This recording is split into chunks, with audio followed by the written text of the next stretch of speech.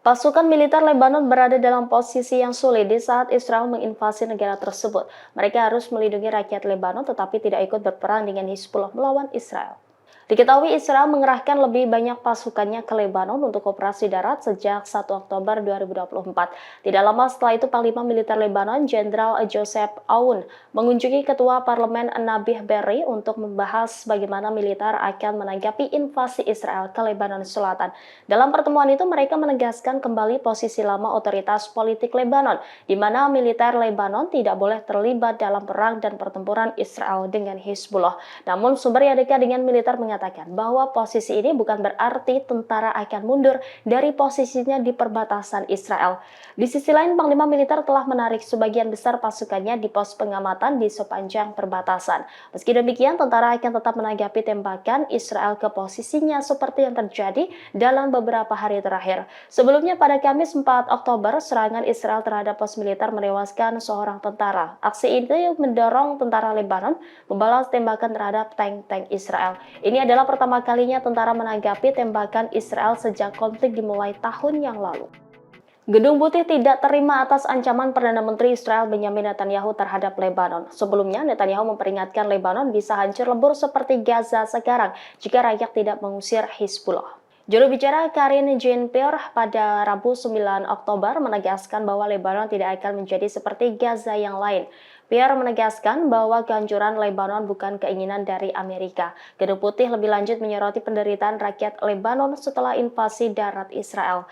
Jean-Pierre kemudian menyalahkan Hizbullah atas penderitaan yang meningkat di Lebanon.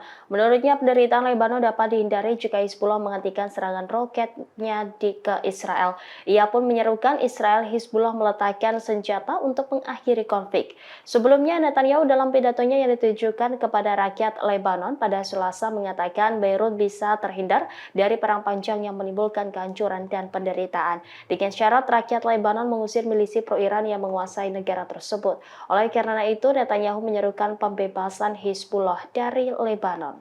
Menurutnya, kelompok Hizbullah sudah lebih lemah dibandingkan beberapa tahun sebelumnya. Pasukan pertahanan Israel menemukan terowongan buatan Hizbullah yang membentang sampai 20 meter ke wilayah Israel. Terowongan itu berawal dari area Mafin di Lebanon dan berakhir di dekat Moshav Zerait, Israel. Menurut pernyataan IDF pada Selasa 8 Oktober, terowongan itu sudah diketahui beberapa bulan lalu saat IDF melakukan operasi militer di perbatasan Israel dan Lebanon. Militer mengatakan pasukan menggeledah terowongan dan menemukan senjata di dalamnya termasuk bahan peledak dan rudal anti-tank. Namun terowongan sepanjang 20 meter itu tidak memiliki pintu keluar di wilayah Israel. Pasukan pertahanan Israel pada Selasa 8 Oktober mengklaim telah menghancurkan terowongan kecil itu. Militer mengatakan tidak ada kota yang pernah terancam oleh terowongan tersebut. Menurut penilaian militer Israel, Hizbullah memulai pembangunan terowongan tersebut sekitar 2 tahun lalu dan dengan cepat diidentifikasi oleh IDF. Militer mengatakan ingin mengawasi terowongan tersebut saat sedang dibangun daripada mengungkapkan kepada Hizbullah bahwa mereka memiliki informasi intelijen tentang rute bawah tanah tersebut. Menurut IDF, tidak ada terowongan lain yang diketahui melintasi Israel dari Lebanon.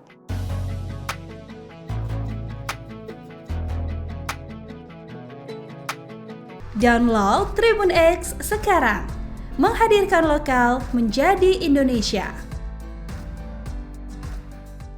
Iran mengancam akan meluncurkan senjata baru mereka jika Israel nekat menyerang fasilitas nuklir Teheran. Lantas seperti apa kecanggihan dari senjata baru Iran ini? Dikutip dari tribunnews.com, penggunaan senjata baru Iran diungkapkan oleh Wakil Ketua DPR Iran, Ali Nizam. Senjata ini disebut telah dipamerkan Korps Garda Revolusi Islam atau RGC dalam operasi True Promise 2. Rudal misterius ini bahkan belum digunakan dalam operasi sebelumnya terhadap Israel. Selain itu, senjata ini digadang memiliki power ganda yang serangannya melebihi serangan 200 rudal Iran ke Israel 1 Oktober lalu.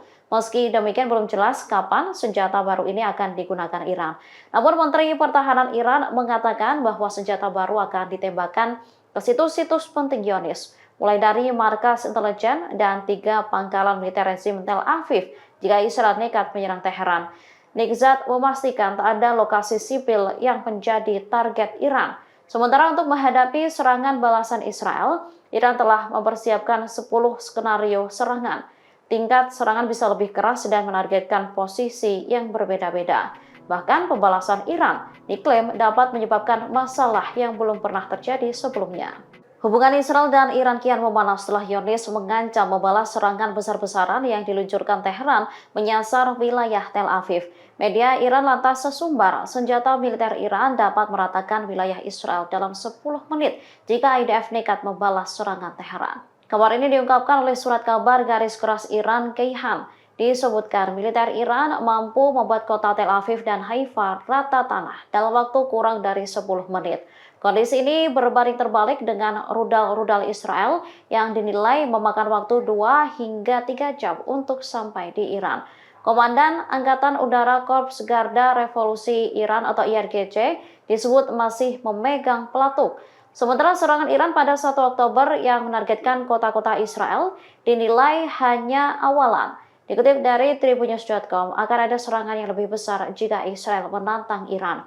Diketahui, Perdana Menteri Israel Benjamin Netanyahu telah berjanji akan membalas Iran atas serangan rudal tersebut. Bahkan sejumlah pejabat menyarankan agar militer Zionis menyerang fasilitas nuklir Teheran.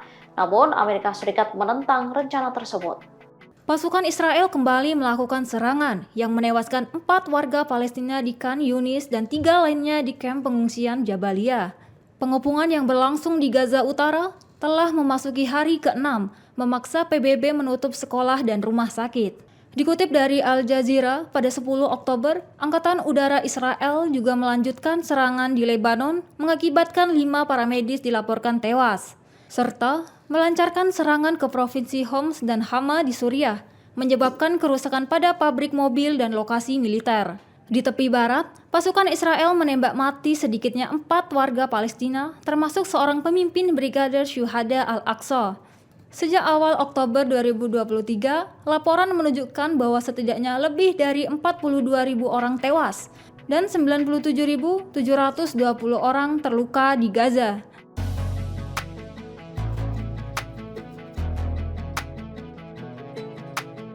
Download Tribun X sekarang, menghadirkan lokal menjadi Indonesia.